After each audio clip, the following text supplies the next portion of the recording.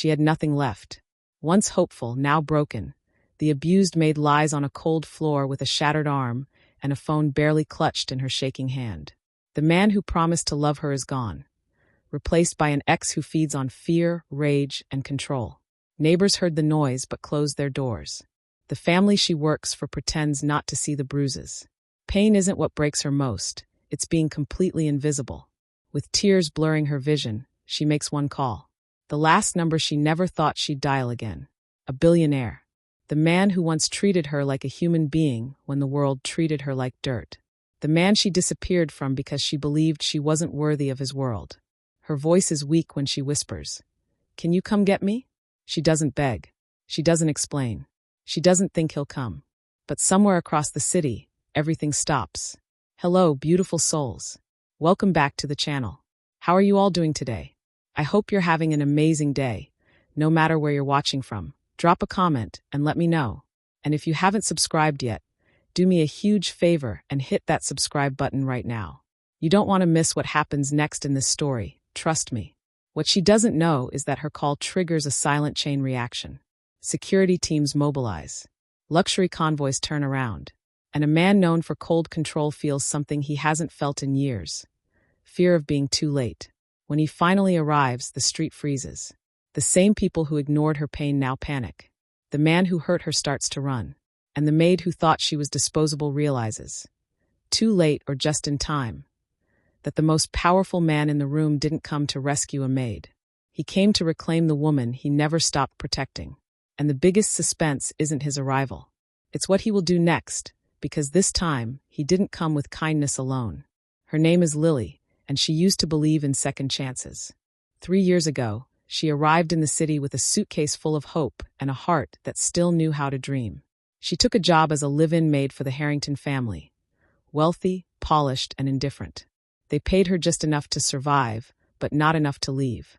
She cleaned their marble floors, folded their designer clothes, and became invisible the moment her work was done. But Lily wasn't always invisible.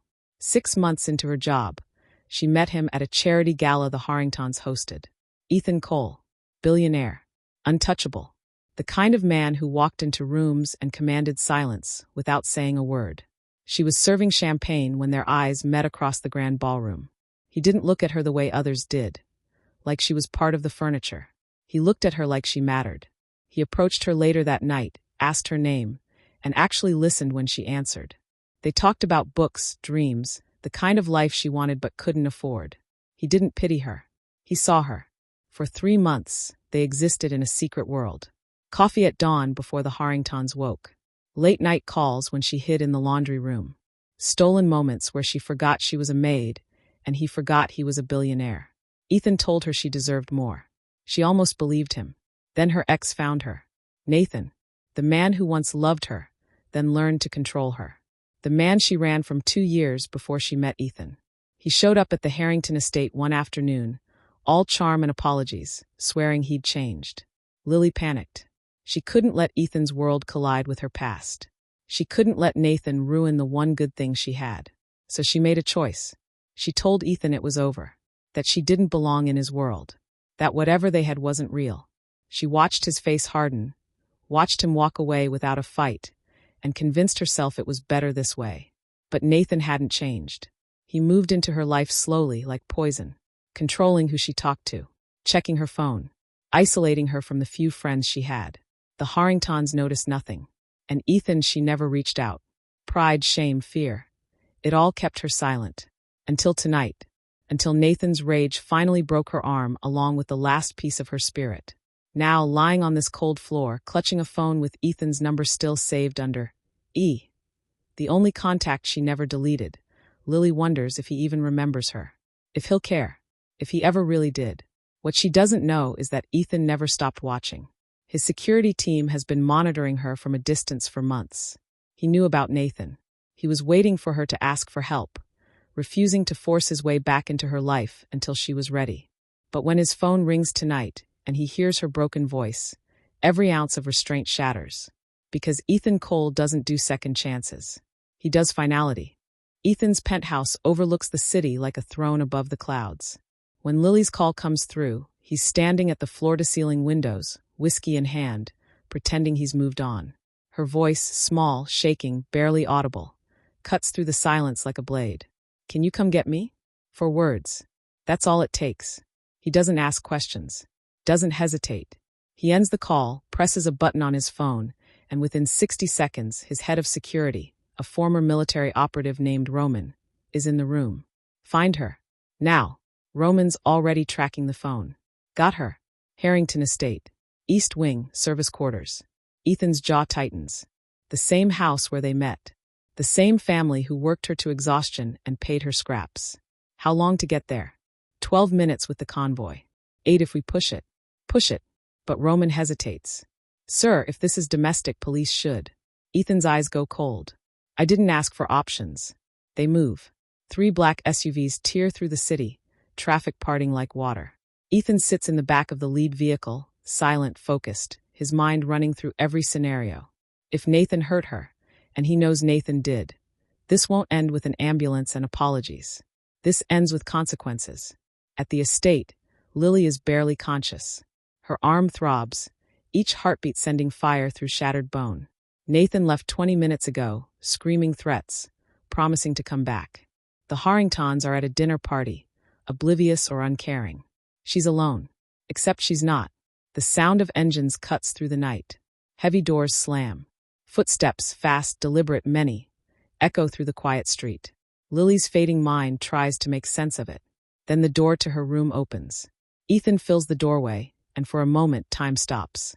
He's in a tailored suit, but his tie is gone, his sleeves rolled up, and there's something dangerous in his eyes she's never seen before.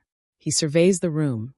The overturned chair, the blood on the floor, her cradling a destroyed arm, and his expression hardens into something lethal. He crosses to her in 3 strides, kneels, and his hand, gentle, impossibly gentle, cups her face. "I'm here," he says, and his voice is the steadiest thing in her collapsing world. "You're safe now." Lily tries to speak, but tears come instead. Ethan lifts her carefully, like she's made of glass, and carries her out. Outside, the street is chaos. Neighbors who ignored her screams now stand in doorways, shocked. The Harrington security guard, who never checked on her once, stammers an excuse. And then Nathan appears at the end of the driveway, returning like he owns the place. He freezes when he sees Ethan. Ethan doesn't break stride. He places Lily gently into the back of the SUV, where a private medic is waiting, then turns. Walks toward Nathan with the calm of a predator who's already won. Nathan tries to bluster. "Who the hell?" Ethan doesn't let him finish. "You put your hands on her." "It's not a question." Nathan's bravado cracks. He recognizes power when he sees it. "Look, man, this is between me and..." Wrong answer. Ethan's security closes in. Nathan tries to run. He doesn't make it 5 steps. And as the SUV pulls away, Lily watches through the window. Ethan standing in the street, unmoving, while the man who terrorized her is surrounded, contained, erased from her world in seconds. For the first time in years, she breathes. The private hospital is nothing like the clinics Lily has seen. No waiting rooms. No paperwork. Just calm efficiency and people who treat her like she's the only patient in the world. Her arm is set, casted, medicated. A trauma counselor offers support. Ethan arranges everything but keeps his distance, standing outside her room like a sentinel. When she's finally stable, he enters. "You didn't have to do all this," Lily says quietly.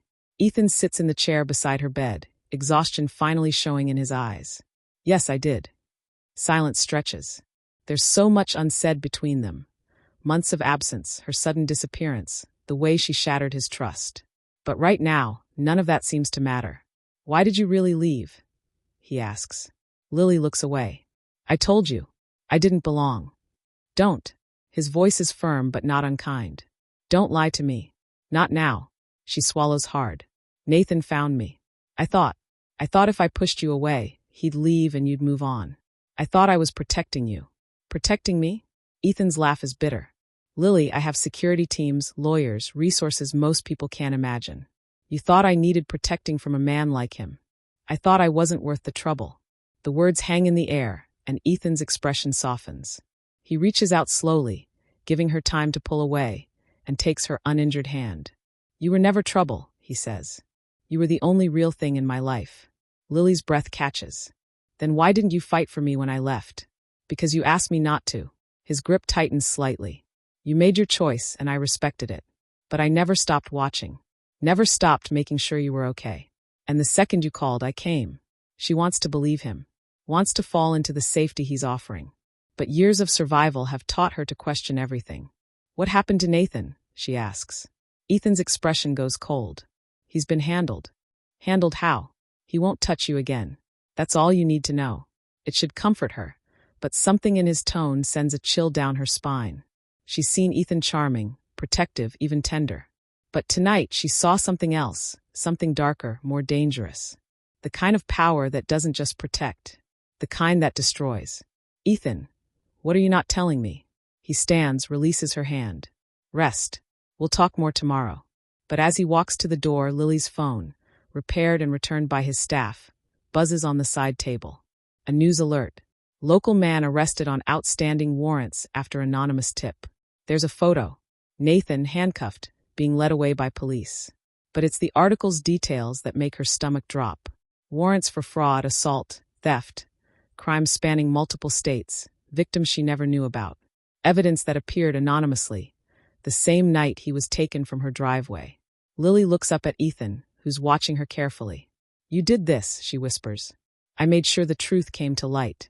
In one night. This kind of evidence takes. She stops, realization dawning. How long have you been investigating him?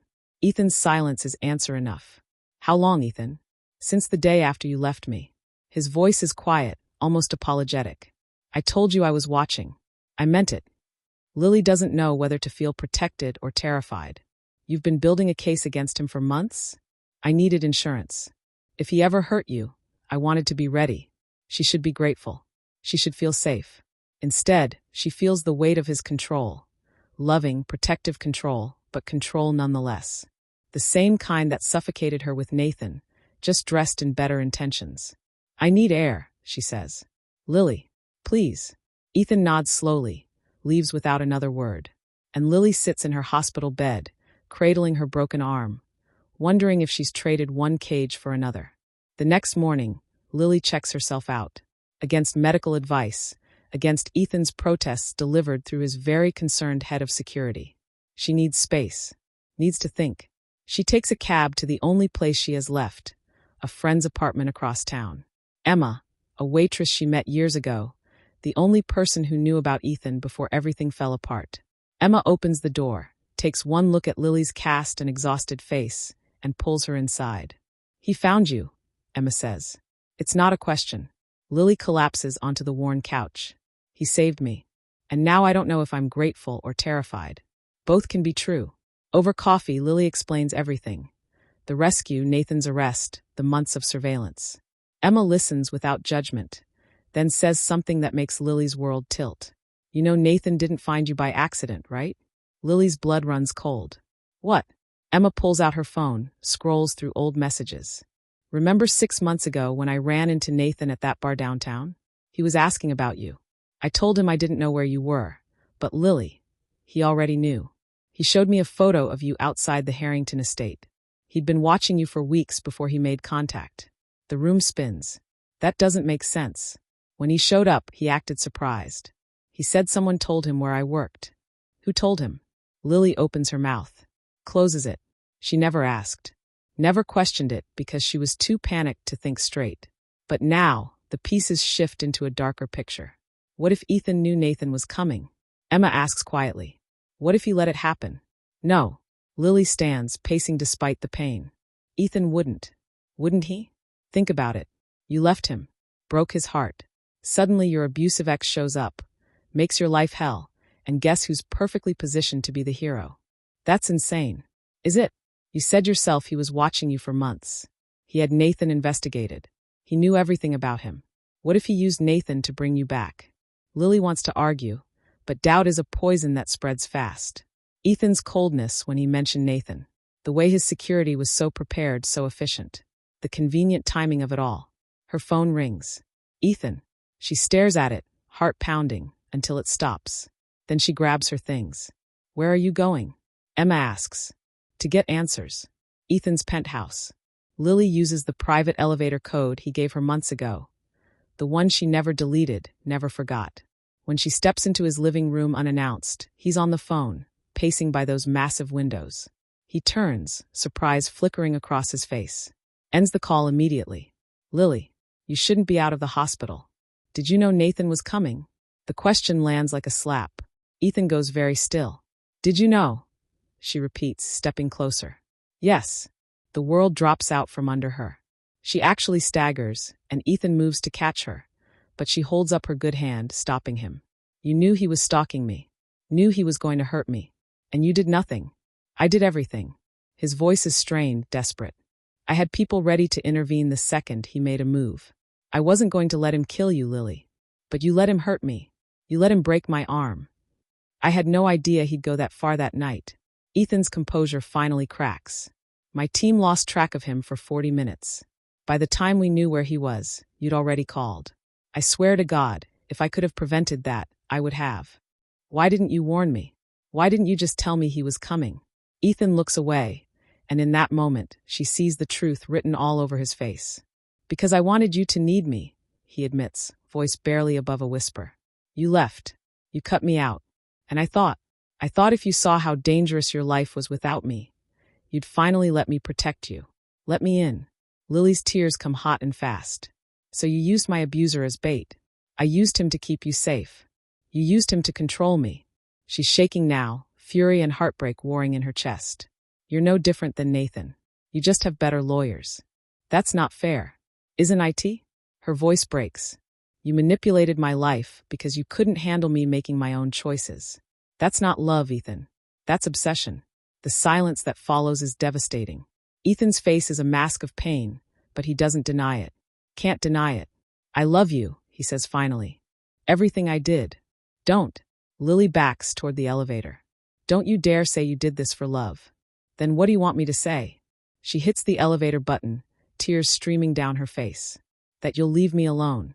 That you'll finally let me go." The doors open. She steps inside. "Lily, please." "Goodbye, Ethan." The doors close on his broken expression, and Lily collapses against the elevator wall, sobbing, wondering how the man who saved her became the one she needs saving from. 3 weeks pass in painful silence. Lily moves out of the city entirely, taking a job at a small bed and breakfast in a coastal town 2 hours away. The owner, an elderly woman named Margaret, asks no questions when Lily shows up with one bag and a cast, just hands her keys to a small cottage out back and tells her she can start when she's ready. Lily tries to heal. Her arm mends slowly. Her heart doesn't. She blocks Ethan's number, but gifts still arrive. Books she mentioned loving, art supplies she used to dream about affording, anonymous payments to cover her medical bills. She returns everything she can. The rest she donates. Emma calls weekly. "He's been asking about you. Tell him to stop." "He won't." "Lily, I think he's." "I don't care." But she does. Late at night, she replays their last conversation, wondering if she was too harsh. Wondering if his twisted logic came from a place of genuine trauma she never understood. Wondering if love and control are always tangled together, or if she just keeps choosing men who can't tell the difference. Then, one morning, everything changes. Margaret knocks on her cottage door, face pale. "There's someone here to see you." Lily's heart stops. "If it's Ethan." "It's not." Margaret's voice is strange. "It's you should come." In the main house sitting room, a woman waits. Mid-50s, elegant, with Ethan's eyes and a sorrow that fills the room. "My name is Charlotte Cole," she says. "I'm Ethan's mother." Lily almost leaves. Almost runs. But something in Charlotte's expression roots her in place. Grief, understanding, desperation. "He doesn't know I'm here," Charlotte says quickly. "And he'd be furious if he did. But I had to come. I had to tell you the truth." "What truth?" Charlotte takes a shaky breath. "Ethan had a sister, Ava. She was younger, vibrant, full of life. When she was 22, she fell in love with a man who seemed charming at first. By the time we realized he was abusive, she'd isolated herself completely. We tried everything, interventions, therapy, even hiring security. She refused help, said we were controlling her, suffocating her. One night, she called Ethan crying, saying she needed him. By the time he got there, it was too late. Her boyfriend had. Charlotte's voice breaks. She didn't survive. Lily's hand flies to her mouth. Ethan blamed himself. Charlotte continues through tears. He was 25. He swore he'd never fail someone he loved again. Never let anyone suffer because he respected their boundaries too much. It destroyed him, Lily. And when he met you, when you left, I think he saw Ava all over again. The room is spinning. Everything Ethan did, the surveillance, the control, the desperate need to protect her, it wasn't about manipulation. It was about a trauma so deep he couldn't see straight. He should have told me, Lily whispers. He's never told anyone. He keeps it buried, thinks he can handle it alone. But I saw how he was after you left. Empty, obsessed, terrified, and I knew he was heading somewhere dark. Charlotte stands, places a hand on Lily's shoulder. I'm not asking you to forgive him. I'm asking you to understand him, and to know that he's currently driving himself into the ground, trying to find a way to fix what he broke. After she leaves, Lily sits alone in the cottage, crying for Ethan, for Ava, for all the broken people trying to love each other through their wounds.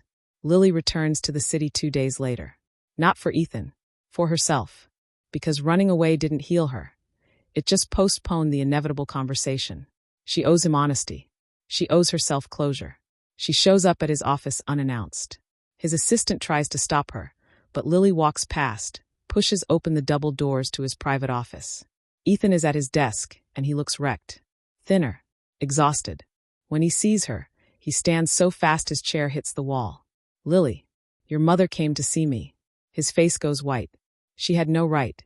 She told me about Ava. Ethan's entire body tenses. For a moment, she thinks he'll deny it, deflect, shut down. Instead, he sinks back into his chair like the weight of the world just crushed him. I'm sorry, he says, voice raw. I'm sorry I didn't tell you. I'm sorry I used my trauma to justify hurting you. I'm sorry I became the thing you needed protection from. Lily crosses the room slowly, sits in the chair across from his desk. I'm sorry I didn't see how much pain you were in. That's not your job. No, but loving someone means seeing them. And I was so focused on my own survival, I didn't see yours. Ethan looks up, eyes red. You have every right to hate me. I don't hate you. Her voice is steady now, clear. But I can't be with someone who thinks love means control. Even if that control comes from fear. I know. He nods, defeated. I'll stop. The gifts, the checking in, all of it. You'll never hear from me again. That's not what I want either. His head snaps up. Then what do you want? Lily takes a breath. I want you to get help. Real help. Therapy. Not because I'm asking, but because you need it. I want you to deal with Ava's death, with your need to fix everything. And I want space while you do. Space, he repeats hollowly. Not forever. Just time. For both of us to heal separately before we decide if we can heal together. For the first time, hope flickers in his eyes. You're saying there's a chance. I'm saying I love you enough to wait for the version of you that doesn't need to save me. But you have to do the work, Ethan. Not for me. For you. He stands, walks around the desk, kneels in front of her chair. Takes her hands carefully, like she might disappear. I'll do it, he promises. Whatever it takes. Lily cups his face, kisses his forehead. Then I'll see you when you're ready. She leaves him there, kneeling in his office, and this time when she walks away, it doesn't feel like an ending. It feels like a beginning. 6 months later, Lily's life has transformed. She bought a small flower shop with money she saved, no handouts, no shortcuts. She has therapy appointments every week where she unpacks her worth, her patterns, her fears. She's learning to stand on her own, not because she has to, but because she wants to. Emma visits often, and they laugh about how far they've both come. Then one evening, a single white rose appears on her shop counter with a note. I've been doing the work. Can we talk? Her heart races. She calls the number on the note. Not Ethan's old one, she notices. A new start. Hello. His voice. Steady, warm, different somehow. Hi, she says. Hi. She can hear his smile. I wasn't sure you'd call. I almost didn't. Silence. Then. I've been in therapy 3 times a week. Dealing with Ava. Dealing with control. Learning to sit with uncertainty instead of trying to fix everything. How's it going? It's the hardest thing I've ever done. He laughs softly. Turns out money doesn't solve trauma. Shocking. More silence. Comfortable this time. Can I see you? He asks. No pressure. Just coffee. Just talking. Lily looks at the rose, at her shop, at the life she's built. Tomorrow, 2 o'clock. There's a cafe on 5th. I'll be there. The cafe is small, busy, public, Lily's choice. When Ethan walks in, she barely recognizes him. Same handsome face, but softer somehow. He's in jeans and a sweater, not a suit. Looks almost normal. "You look good," she says as he sits. "So do you." His eyes hold hers. "Happy." "I am." And she means it. They talk for hours. About therapy, growth, mistakes. He tells her about the work he's doing, not to impress her, but because he's genuinely proud of his progress. She tells him about the shop, her dreams, her plans. They're honest about the past without living in it. "I need you to know something," Ethan says as the sun sets outside. "I don't need to save you anymore. I see that now. You never needed saving." "I did need help though," Lily admits. "And you were there. That mattered. But it wasn't mine to give the way I gave it." "No," she agrees. "It wasn't." He reaches across the table, palm up. An offer, not a demand. "So where does that leave us?" Lily looks at his hand. At the man who broke her trust, and then broke himself open to heal. At the possibility of something real this time, built on truth instead of trauma. She takes his hand. "It leaves us starting over. Slowly." How slowly? Dinner next week slowly. Phone calls slowly. Learning each other as the people we are now, not who we were. Ethan's smile is genuine, relieved. "I can do slow." "Can you really?" "For you. I'll do whatever it takes." And this time Lily believes him. Not because he's promising, but because she sees the proof in his eyes. The work he's done, the man he's becoming. They leave the cafe hand in hand, walking into the evening, and it's not a fairy tale ending. It's something better. It's real. 1 year later, Lily's flower shop is thriving. She has 3 employees now, does weddings and events, built something beautiful from nothing. Her apartment is small but hers. No castles, no penthouses, just home. Ethan's office has changed too. He still runs his empire, but he's restructured, delegated, made space for life outside of work. He volunteers at a domestic violence shelter, funds therapy programs, turns his pain into purpose. They date. Slowly, like Lily insisted. Coffee dates turn into dinners. Dinners into weekends. They fight sometimes, real fights about boundaries and needs. But they work through it. Communicate. Grow. On their 1-year anniversary of that first coffee shop meeting, Ethan takes her to the beach where she lived during their separation. They walk barefoot in the sand, waves crashing, sunset painting the sky. "I have something for you," he says. Lily laughs. "If it's a yacht, I'm leaving." "It's not a yacht." He pulls out a small box. Not a ring box, something flatter. Inside is a key. "It's to my place," he explains. "Not asking you to move in. Just whenever you want. Come and go as you please. It's yours. No strings." Lily takes the key, tears prickling her eyes. It's such a simple gesture, but from Ethan, from a man who used to need control, it means everything. "I have something for you too," she says. She pulls him toward a small cottage back from the beach, the same one she stayed in when she was healing. There's a "for sale" sign out front. "I'm buying it," she tells him. "With my own money. My place. But I was thinking, maybe you could help me pick out furniture." Ethan stares at her, understanding washing over his face. She's not asking him to buy it, fix it, or control it. She's inviting him into her space, her life, on equal terms. "I'd love that," he says, voice thick with emotion. They stand there on the beach, 2 broken people who found each other, lost each other, and chose each other again, this time as whole, healed individuals. "I love you," Lily says. "The real you. Not the billionaire. Not the hero. Just you." "I love you too," Ethan replies. "The real you. Not the maid. Not the victim. Just you." They kiss as the sun sets, and somewhere in the distance, Lily swears she feels a weight lift. The weight of trauma, of control, of broken pasts. What's left is possibility. And love. Real, messy, hard-earned love. The kind worth fighting for. Thank you so much for watching this story. If it touched your heart, hit that like button and share it with someone who needs to hear this message. Drop a comment below telling me which part resonated with you most. I read every single one.